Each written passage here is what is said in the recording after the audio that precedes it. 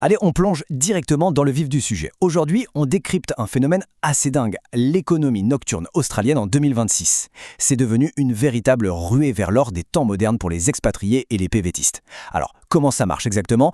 On regarde ça de plus près. Pour bien comprendre ce phénomène, on va structurer tout ça. D'abord, la stratégie financière pure. Ensuite, le top 5 des jobs qui rapportent le plus. On comparera aussi les chiffres exacts entre le jour et la nuit. Et enfin, on verra quelles sont les meilleures tactiques pour tenir le coup. Commençons par la base, la mécanique de cette fameuse richesse nocturne. Parce que oui, accumuler de l'argent aussi vite la nuit, ça ne sort pas de nulle part. C'est en fait profondément ancré dans le droit du travail australien, qui est ultra protecteur. Concrètement, il y a deux gros leviers juridiques à connaître. D'un côté, le night shift loading, la prime de nuit, et de l'autre, le casual loading, la prime de précarité. En gros, dès qu'on travaille entre 23h et 6h du matin, bam, on déclenche automatiquement une majoration de 15 à 30%. Et si on n'a pas de contrat permanent, on ajoute encore 25% au-dessus de ça. C'est littéralement la recette miracle pour faire exploser un taux horaire basique. Et quand on empile tout ça, le résultat est assez spectaculaire. Le salaire de base, au final, ce n'est que la fondation. On y ajoute le gros bloc de la prime casual, puis la cerise sur le gâteau avec la pénalité de nuit tout en haut. L'effet multiplicateur devient exponentiel.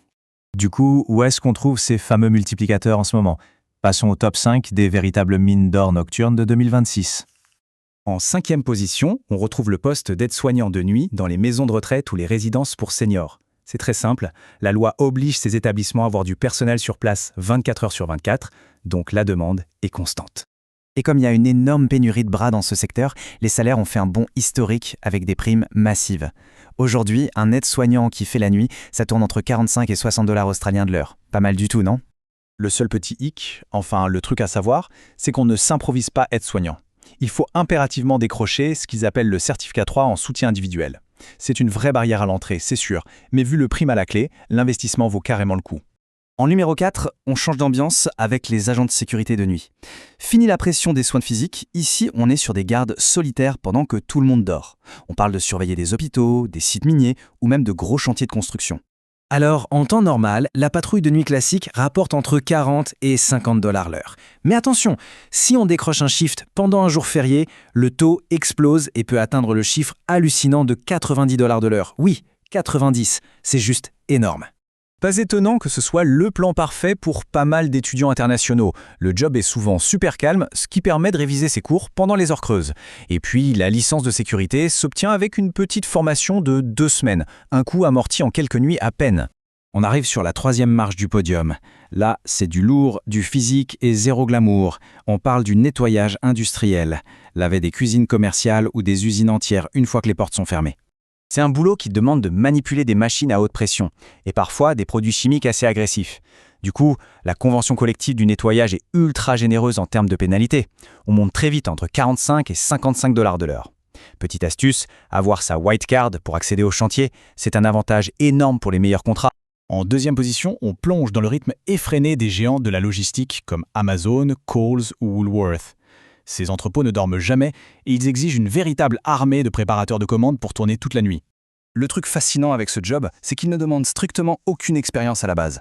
Et pourtant, en bossant un dimanche soir, on peut frôler les 70 dollars de l'heure. Bien sûr, si on a le permis cariste ou qu'on sait manier les transpalettes électriques, le taux de base grimpe encore plus vite. Et voilà le numéro 1, le summum absolu de la nuit australienne en 2026, l'agent de maintenance ferroviaire.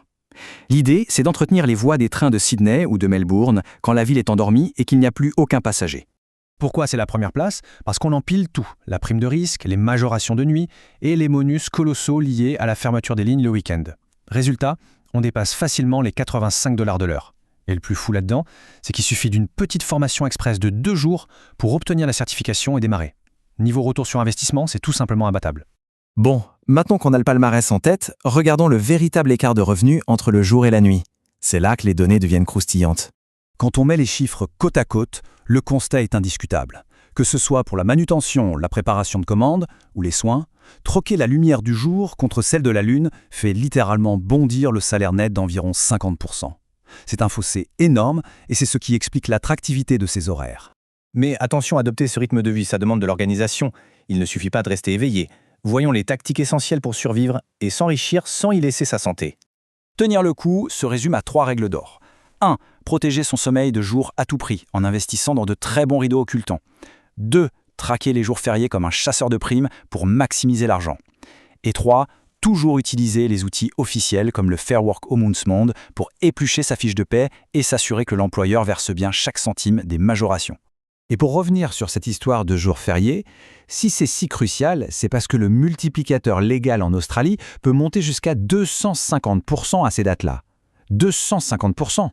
C'est carrément le raccourci ultime vers l'indépendance financière. Au fond, tout l'intérêt de ce système se résume à un calcul très simple. Un petit sprint nocturne de 6 mois permet d'économiser autant qu'un travailleur de jour en 2 ans. Le gain de temps sur sa propre vie est phénoménal. Ce qui nous amène à la vraie question de fond, celle à laquelle il faut répondre avant de se lancer. Est-ce que sacrifier sa vie sociale et vivre dans l'ombre pendant 6 mois en vaut vraiment la peine pour s'offrir des années de liberté par la suite? C'est le grand dilemme de la nuit australienne. À chacun de trancher. Merci d'avoir suivi cette explication, on se retrouve très vite pour une prochaine analyse.